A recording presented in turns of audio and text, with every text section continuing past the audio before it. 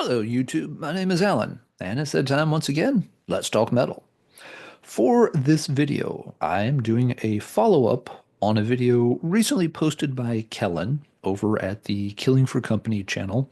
Kellen puts out great content. He doesn't do a ton of content, but his stuff is always very high quality. And he did a video recently that's gotten a lot of views, and I was really happy to see that it got a lot of eyeballs on it because I thought it was a really, really cool idea for a topic.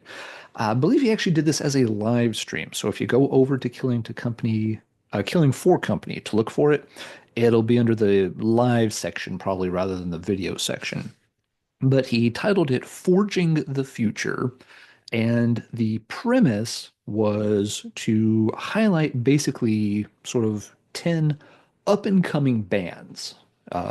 The main sort of benchmark that Kellen used was that these bands are ones that if they were coming out with a new album tomorrow, you would go out and blind buy it immediately. You wouldn't hesitate. You wouldn't need to hear a note.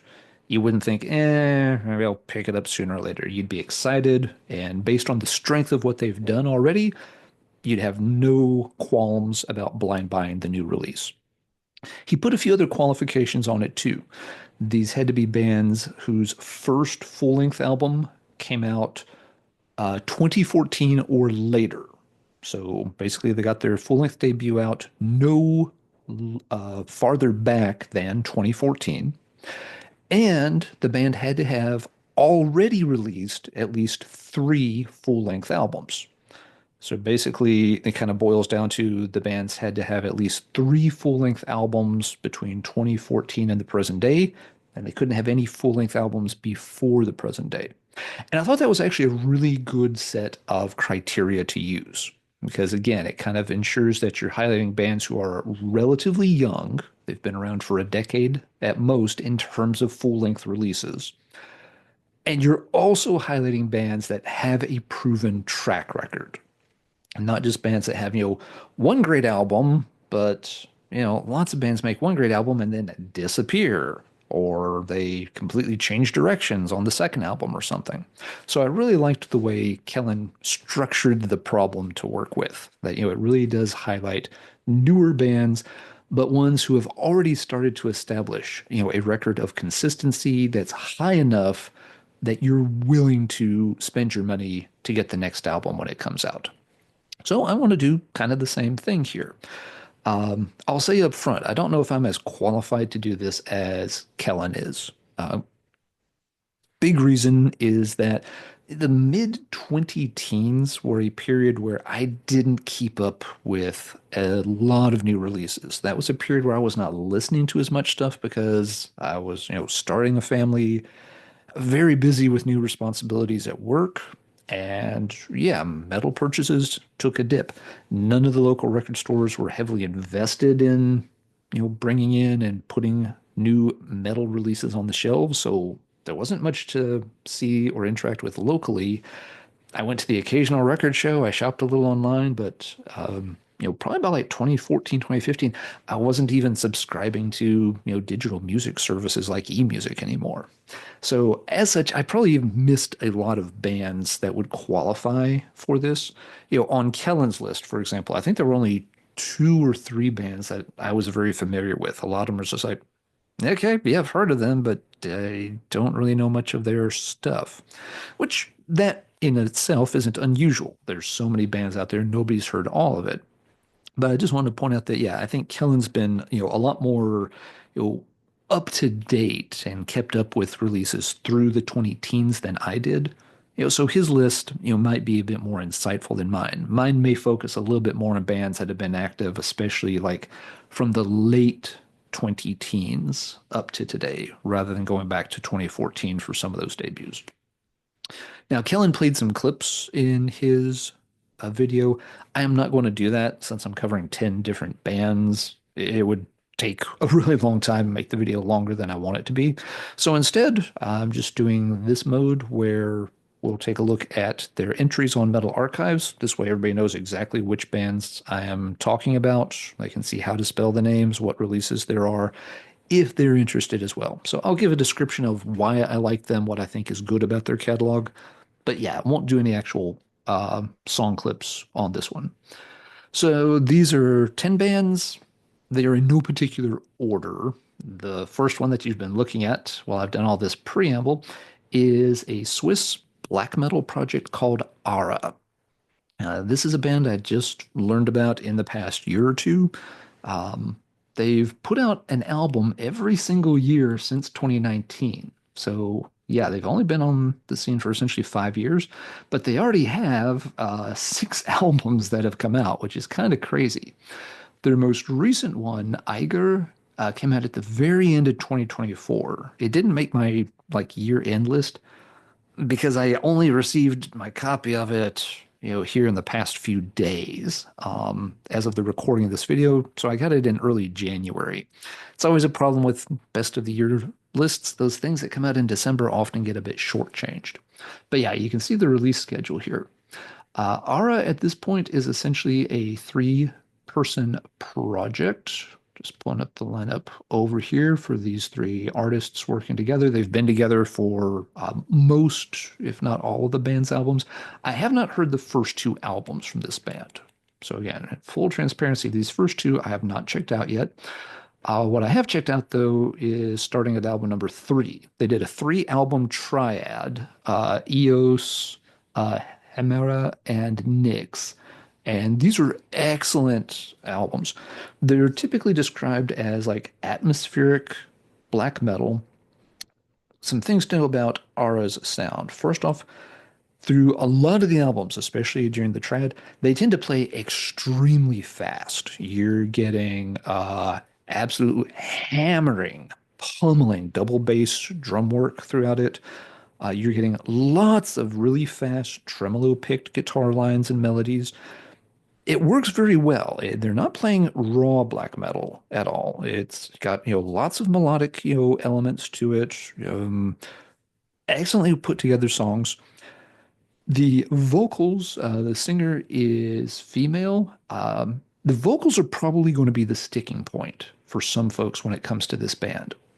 They, have a pretty kind of, a higher, screechy kind of rasp to them.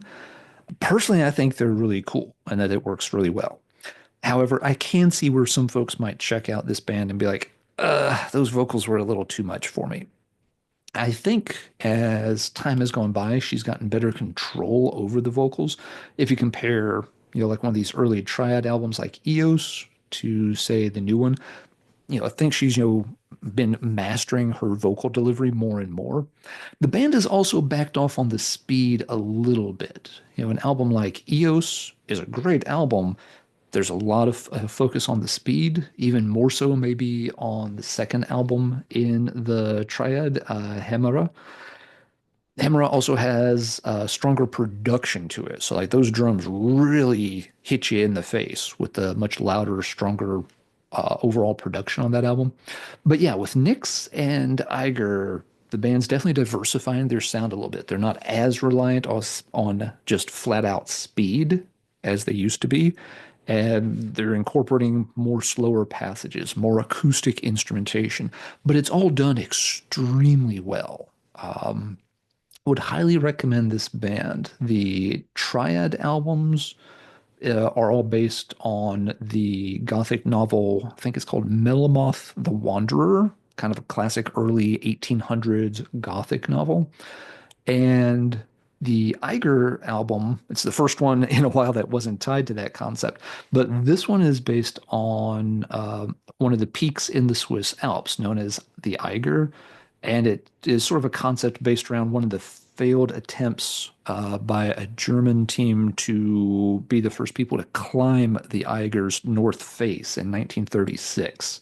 So there's some history, geekdom going on here, but it's a kind of a really tragic story. None of the teams survived. The cover picture that you're seeing over here is one of the images taken from one of the rescue teams who were trying to reach the last surviving member, um, who didn't make it. There's some grisly details in the picture that we're just not going to point out. You can figure that out if you're interested. But yeah, R is a fantastic black metal project. I've really enjoyed all the Triad albums, really enjoying the Eiger album, although I've only gotten to play it a few times so far. And so yeah, for me, this is one of the black metal bands that's really forging the future, as Kellen said. Uh, I as soon as I saw Iger available at the end of the year, so I was like, yep, that's going in the cart as soon as I can. And based on the strength of that album, if they release another one here in 2026, or sorry, rather 2025, getting a year ahead of myself, yeah, I'd buy it right away. Fantastic project.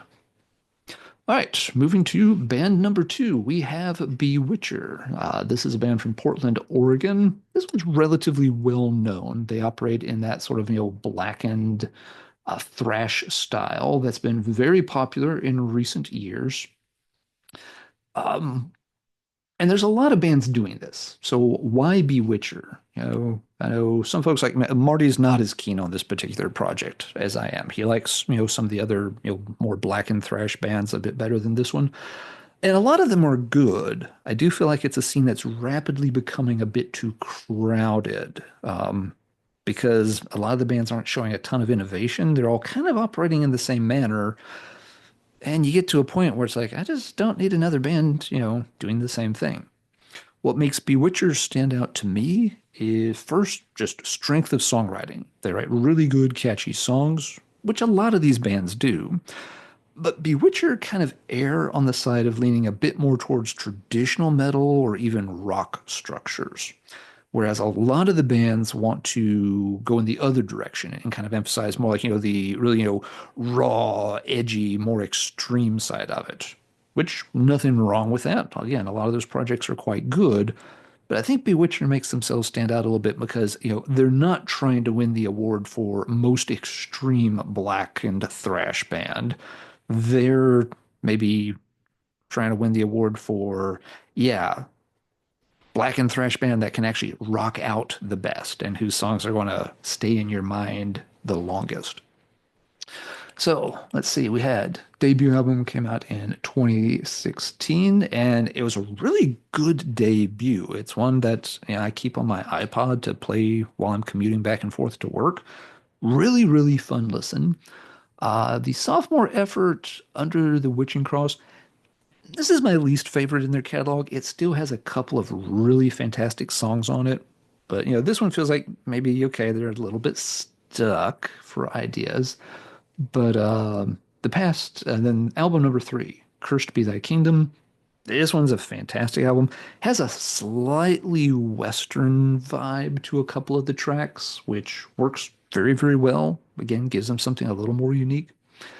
And they did have a new album come out this year with Spell Shock.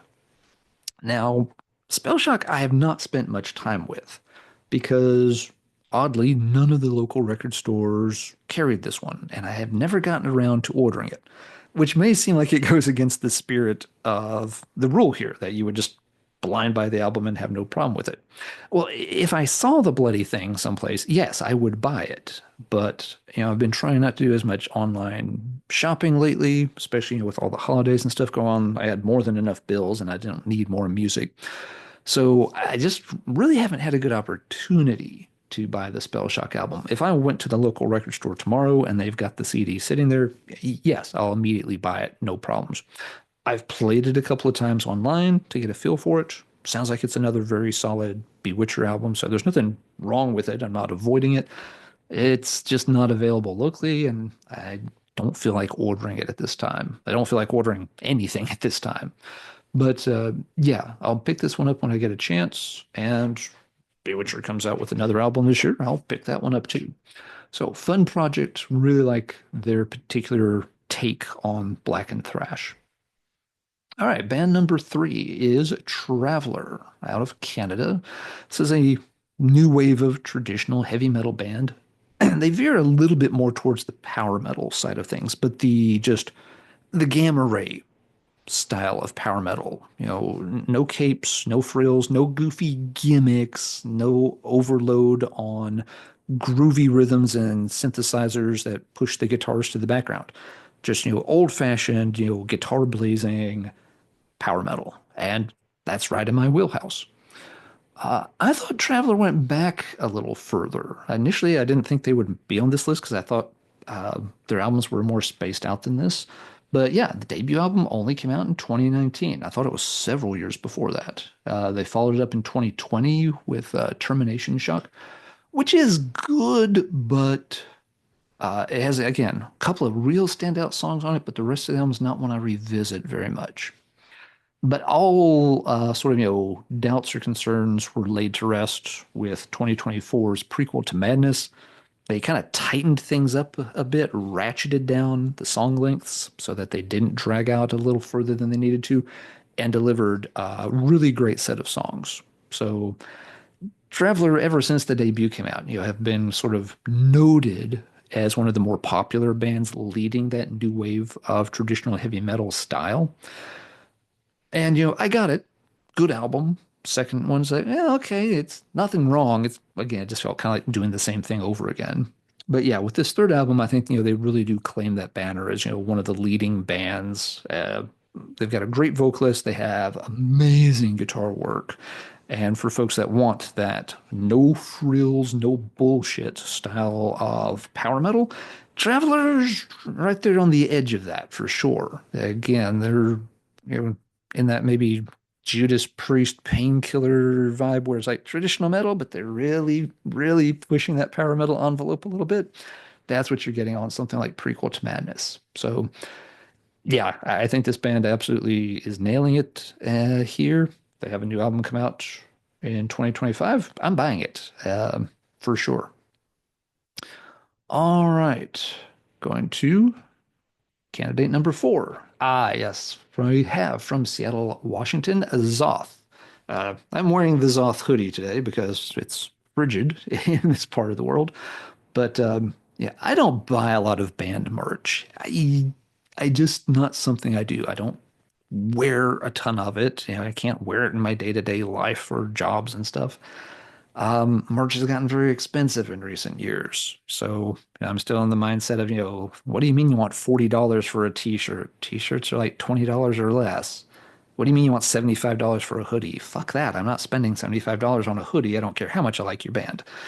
So I don't pick up a lot of merch. But the Xoth hoodie, they had it on sale on their Bandcamp page a while back.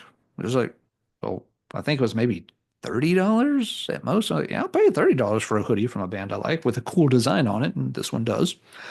But enough about my apparel. Let's talk about the band. Xoth has a really interesting style. I guess you'd call it sort of melodic, blackened death metal. They have some power elements thrown in there with the guitar soloing. There might be a little bit of technical death metal in there too, because it's a little intricate at times. So yeah, it's a little bit of a melting pot of styles, and it's all run through this kind of, cosmic sci-fi horror type lens when it comes to the lyrics, which you might have guessed based on all the tentacles over here in the logo. I do think it's one of the cooler logos because Xoth, pretty short name. What can you do with four letters? You can turn it into a pretty cool tentacle looking thing. So yeah, kudos on coming up with a cool design. Xoth released their debut in 2016 called Invasion of the Tentacube. I've heard this one a couple of times, and to be frank, I didn't enjoy it.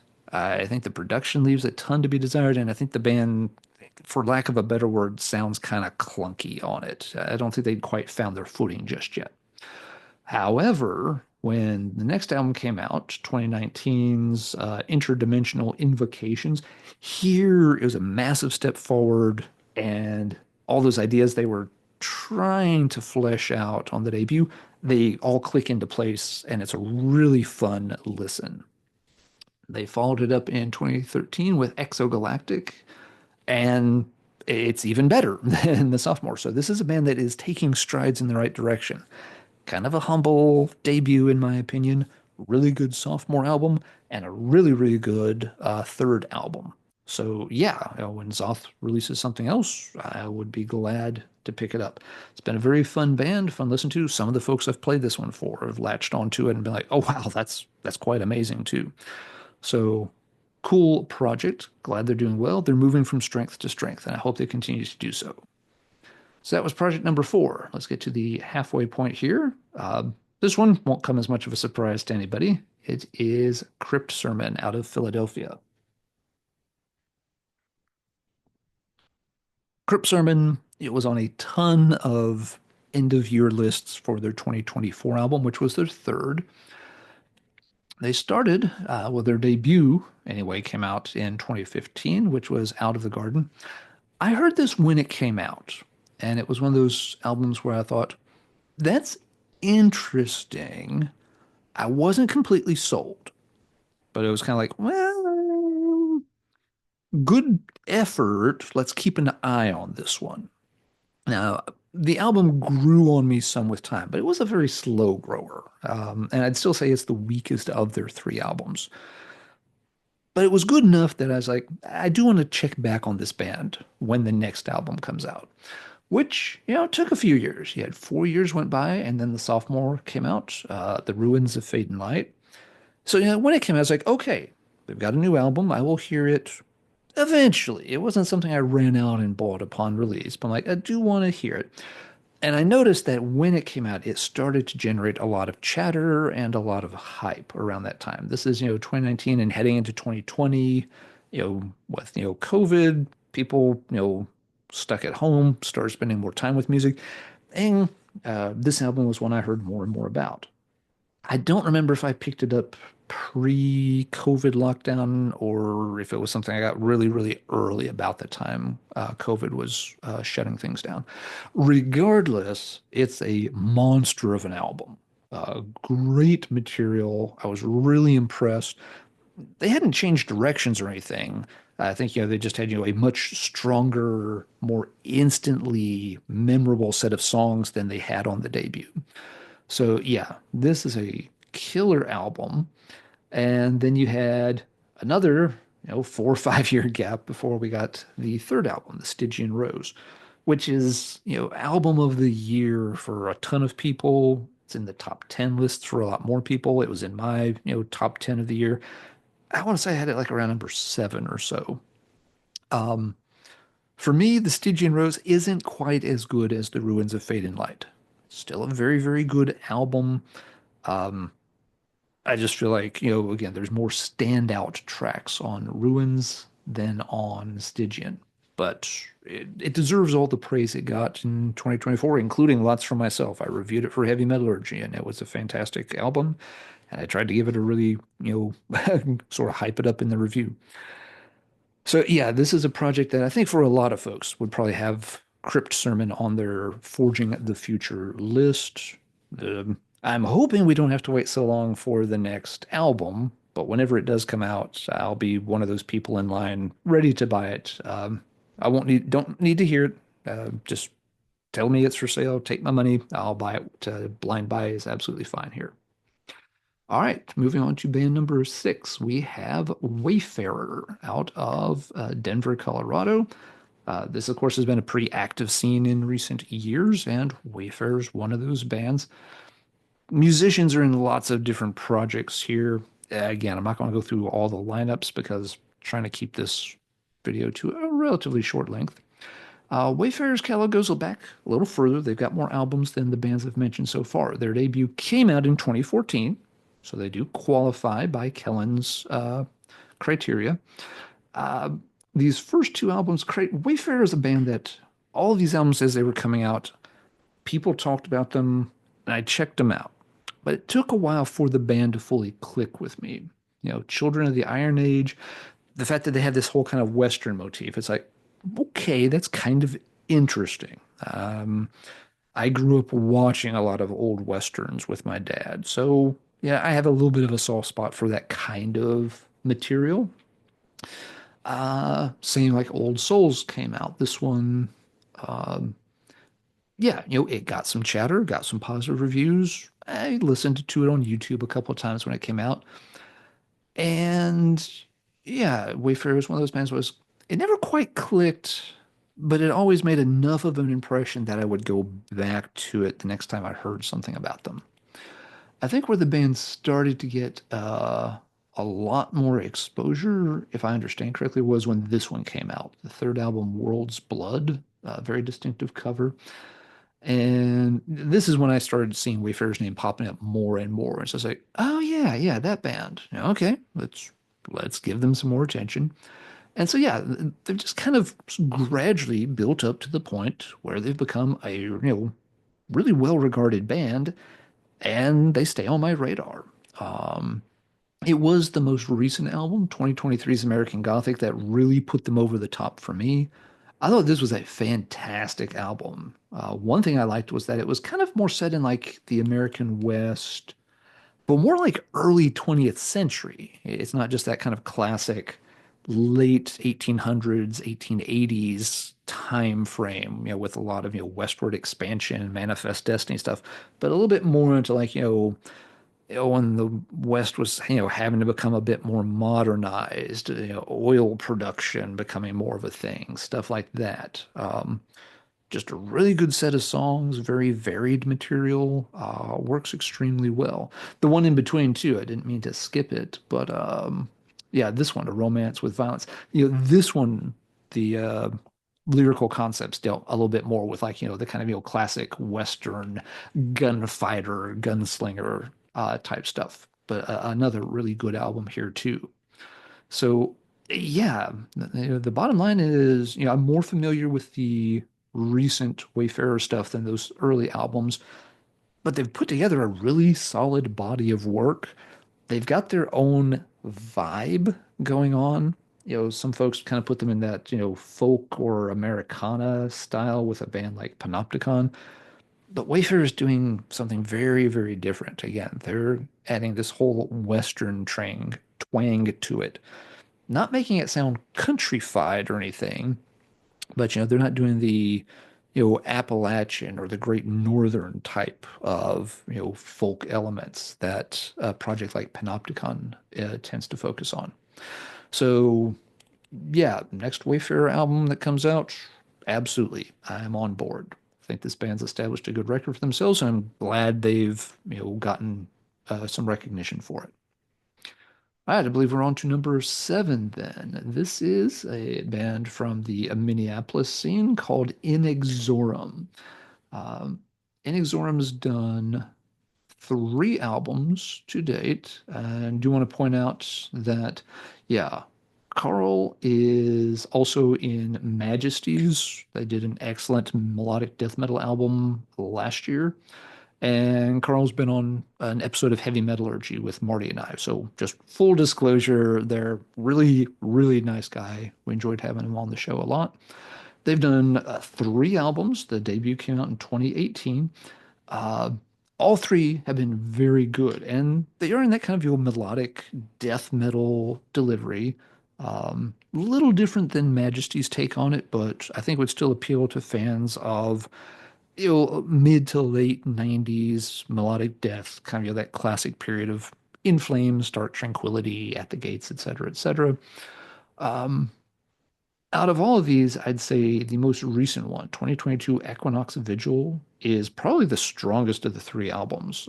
Really enjoyed this one, and it completely slipped under my radar in 2022. It's one of those albums that I didn't discover until either the very tail end of 2022 or I think it was actually early 2023. But yeah, this is a fantastic album. The band's songwriting chops are on full display. Something I like with Inexorum's lyrical concepts, a lot of it is focusing on kind of, the trials of life, all the, crap you have to deal with, which isn't unusual source material. But Inexorum puts a very positive spin on it. It's more the like, yes, you have to work through all of this garbage, but you come out stronger. You overcome it and you move forward and you move on to better things. So it has, yeah, kind of a nice, almost uplifting vibe to it when you actually pay attention to the lyrics. If there's one little nitpick within Exorm, it's that in terms of with the lyrics, they sometimes use the same kind of meter or some kind of rhyme schemes from song to song to song, which can make the lyrics from one song to the other feel a little bit interchangeable. Sometimes it's a little hard to remember what lyrics go with which song. But again, music is top notch. I like, what they're saying. I like all three of these albums. If they release a new album this year, I'd absolutely be excited to buy it right away. So yeah, Inexorum, yeah, I think some people, are aware of the project. They're on what is it, Gilead Media. But yeah, hoping that we have more things coming from Inexorum in the near future. All right, so let's move this little window out of the way. We got three more of these to go. Next up, a band I've mentioned many times. This is Iron Flame out of Ohio. Iron Flame is Andrew DeCogna's project. He also works with Nachachwin. We've had Andrew on Heavy Metallurgy a couple of different times, I think. Super nice guy, really deep knowledge of all things heavy metal. He's worked with a lot of different projects. Let's pull up his bio there so you can see.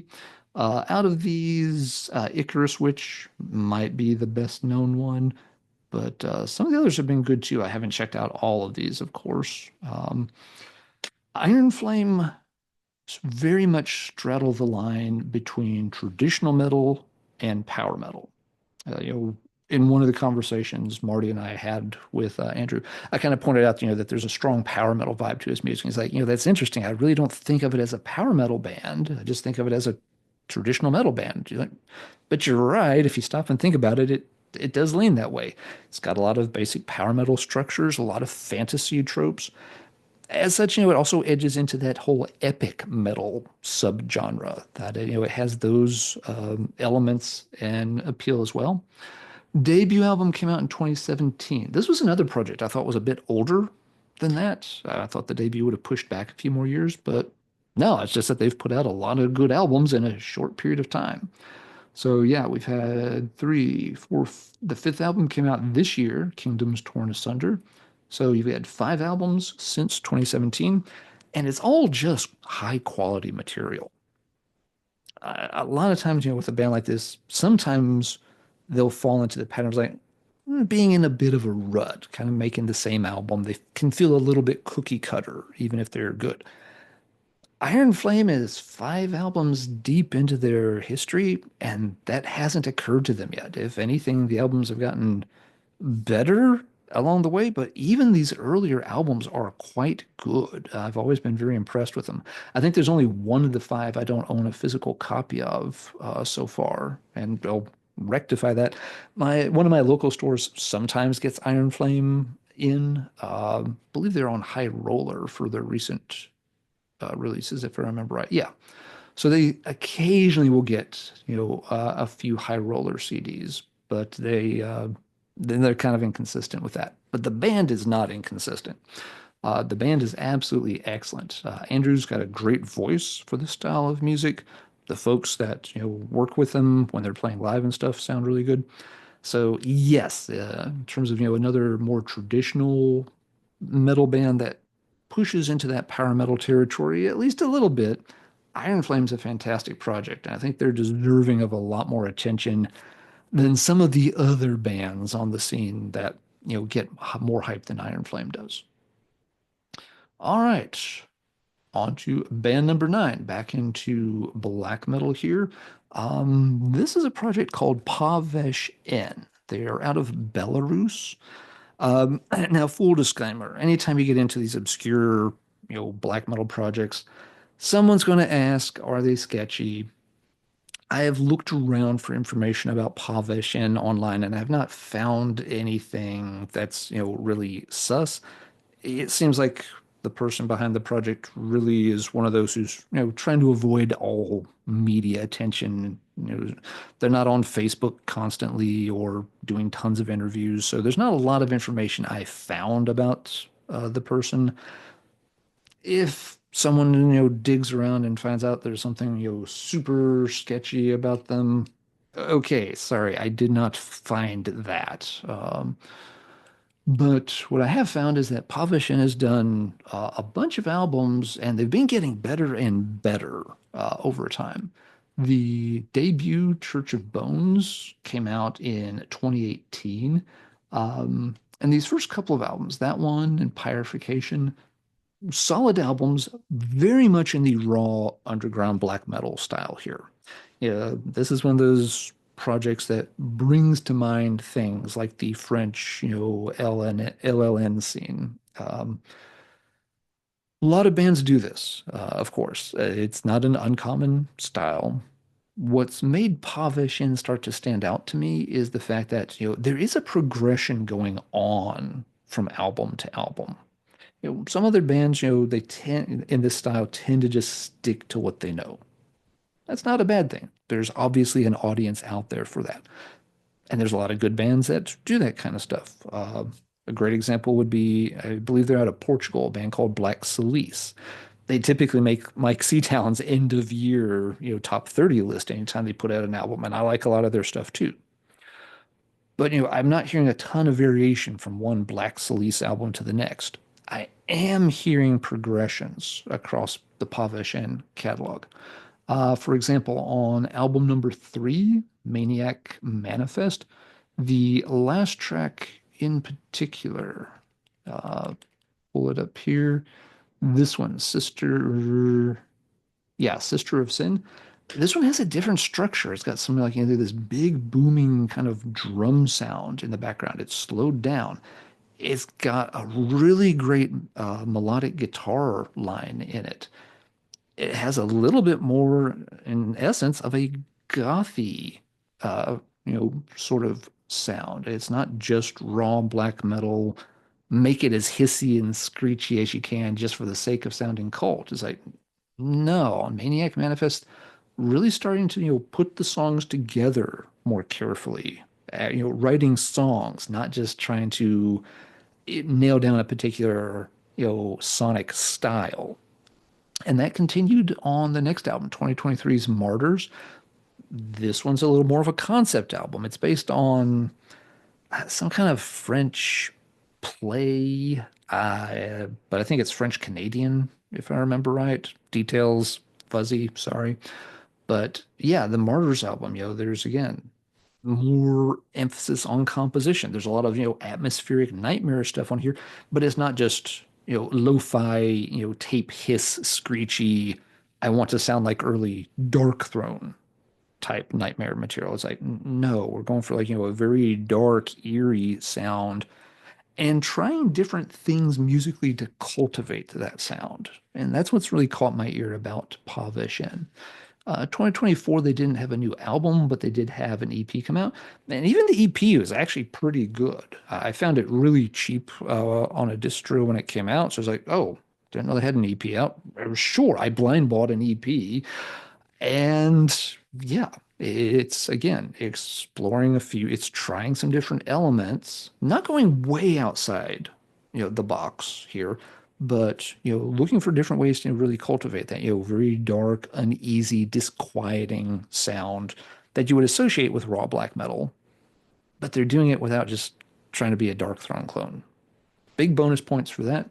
Still staying, with a very underground aesthetic and all of that, but I like the musical advancement I've heard with Vesh En quite a bit. So yeah, hoping for more good material in the future, and I'm hoping B, that this isn't one of those projects that, all of a sudden, veers way off into right wing, or, really militant left wing territory. I'm not crazy about that kind of stuff either, to be clear. Mm, Not hoping that, basically the project, keeps its nose clean so people can enjoy it without all the baggage that starts to pop up when a band starts making political statements. All right, then 10th and last on the list is Night Demon out of California. This band doesn't need much introduction. The main guy Jarvis, of course, has been active with Kirith Ungol in recent years as well. I didn't think Night Demon would make the list because I thought they went back further, but nope, the debut album was 2015. So they absolutely qualify based on, the standards Kellen set out for this project. Um, yeah, they've had, the first two albums. I've only heard these first two albums a few times, which may seem like cheating, but what I have heard a ton is the Live Darkness set. Dwayne over at the Lazarus channel sent me a copy of this last year in a VCLT box, which was really kind of him. And it features a ton of the tracks, from the albums, and it's all fantastic material. And then they had album number three, because again, three is the magic number for the Forging the Future idea here. Outsider came out in early 2023 and is a fantastic album. It's their debut on Century Media. And yeah, great album. Night Demon, it's traditional heavy metal, very, straightforward, but very catchy. Yet the songs, move through some different parts. It's not like there's one riff per song or anything. Um, in a sense, they remind me a bit of like, Chris Black's project. Excuse me. They remind me a bit of, yeah, Chris's, High Spirits project. Just, really high energy levels, stuff that's meant to be infectiously catchy and get you kind of, amped up in a positive way. Night Demon's a bit more metallic, whereas High Spirits, leans more maybe into just, rock territory. Both great bands. And so, yeah, Night Demon, the first time or two I heard them, they didn't leave a strong impression, but, then it finally clicked. And yeah, I think, this is a great project. And I'm hoping they have, a long future ahead of them where they can do a lot more stuff. All right, so those are my 10 bands for the Forging the Future project. I do want to shout out some other bands that don't quite make the mark for different reasons, but they might qualify if you bend the rules a little bit or stuff. Let's hop over here. So yeah, here are the 10 bands one more time that we just went through. Aara, Bewitcher, Traveler, Crypt Sermon, Xoth, Wayfarer, Inexorum, Iron Flame, Night Demon, and Vesh En. Over here, we have the ones that were kind of on my list of candidates, but got left off for one reason or another. First up is Purification. Purification was on Kellen's list, and I would agree with him. Really cool doom metal project out of the Pacific Northwest. Kellen pointed out something that I agree with when it comes to Purification. This band has spewed out a lot of material in a very short period of time. I believe the debut came out in 2019, and they already, as of the end of 2024, have like five full-length albums out. And Kellen mentions that having material come out that much that fast could be kind of detrimental, and I do agree. I kind of wish they would slow down a little bit because I think they could make like some really top-notch albums. Whereas currently they're working so fast, I feel like they're making a whole bunch of, well, good to very good albums. And other bands have done this too. This is an issue with some heavy metal bands. It's like, just, apply the brakes. You don't have to have a brand new full length out every 16 months. Spend a little more time refining the one you're working on and make it excellent instead of like, yeah, that was pretty good. But I do like the project. They've changed a bit since their first album where it was just drums and bass. They've rounded out the, with the guitar and stuff. But yeah, cool project. But I want to hear, like, I want to hear them put in a little more time on an album and really make like the defining doom metal album of 2025 or 2026. Let's see. Kellen also had Havocrunu on his list, and I would agree this is a great candidate for this particular topic. Um, I didn't include them for two reasons. First off, I really only know two of their four albums. I've always meant to go back and hear the other two, and I just haven't got around to it yet. Also, Kellen had them on his list, and I wanted to pick something different. Again, the idea here being to highlight bands that are kind of the future of heavy metal in a way. Uh, Havocrunu has already gotten featured, so I was like, I'll leave some of these others in. Next up, a band I almost included was Canada's Spell. They did meet all the criteria for Forging the Future. Um, I had to call the list down to 10. Spell was one of the last ones I cut because Spell is kind of borderline, not quite heavy metal.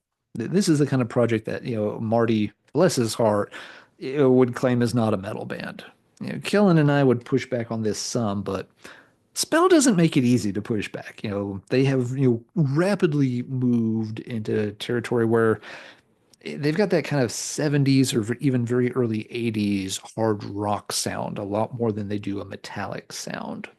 So I was like, well, if it's, forging the future for 10 metal bands, you could argue that Spell's already moved a little bit outside of, heavy metal territory. They haven't left the playing field, but they might be in the dugout or the bullpen. They may not actually be on the field either. It's close. Two others that qualify and I think are excellent candidates are Tomb Mold and Blood Incantation. I was wondering if both of these bands didn't qualify, maybe because the debuts came out, like 2013, 2012, but nope, they both qualify. I didn't put on my list simply because these projects are extremely well known, very well established, and as such, they don't need me to, talk them up. You don't need me to tell you more about Blood Incantation or anything. Uh, both terrific bands. Both, they've done a big part of defining the past decade. And that was another thing that Kellen mentioned, and I should have said towards the beginning. Kellen was sort of picking bands that for him had defined the past decade of heavy metal. And that's why I said early on too, I'm not quite as qualified for this because I wasn't paying as much attention around 2014, 15, and 16, even 17. And that would have been, yeah, like when Two Mold and Blood Incantation were releasing their debuts. But yeah, they both have, in my opinion, both these bands have excellent catalogs. I know some people haven't liked the last albums by these bands, that they felt Two Mold was getting a little too out there, and that Blood Incantation, you had the weird ambient album, which yeah, I agree, that's a strange one. Though technically it's considered an EP, but whatever, it was an odd offering. And then some people really love the new Absolute Elsewhere from 2024. Some people really don't care for the Pink Floyd elements that are in there. I think it worked great. You can only make the same old school death metal album so many times in a row before people either lose interest or you just get kind of swallowed up in a crowd of other bands doing the same thing, um, or both. Blood Incantation just doesn't need to make another Star Spawn. There's 100 other bands trying to do that right now. Bands that lead a scene tend to be ones that, keep changing their sound and stay a step ahead of the pack. You can even point to bands like, Metallica doing this with thrash metal. Metallica didn't just keep making Master of Puppets or Ride the Lightning.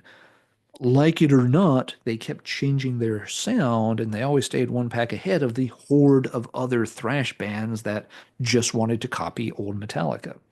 You see it in every style. And yeah, kudos to Tomb Mold and Blood Incantation for pushing the envelope, taking chances, and doing that. But I just left them off the list because, yeah, these bands all deserve shout outs. Tomb Mold and Blood Incantation gets plenty of shout outs. All right, the list over here, these bands didn't quite meet Kellen's rules. And at first I thought, I was like, well, yeah, I'll just make up my own rules. But it's like, no, I really do like the criteria. Kellen thought that out and had a really good list of defining characteristics, and I wanted to stick to those two. First up, of course, no big surprise, Atlantean Codex. They have the three albums, but the first one came out way back in 2010. So they're a little too old for this. They still, to me, feel like a newer band because there's only been three full-length albums.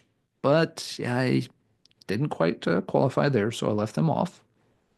Most of these other as didn't make the list because they only have two full-length albums so far.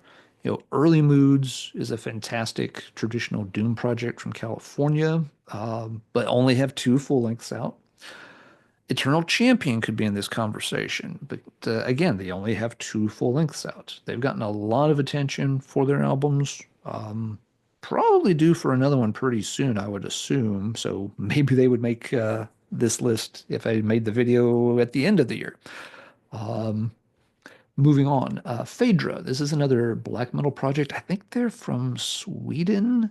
Um, Fantastic sound. They're kind of working more in that style of early Burzum. The more mid-paced, really kind of mournful, atmospheric stuff.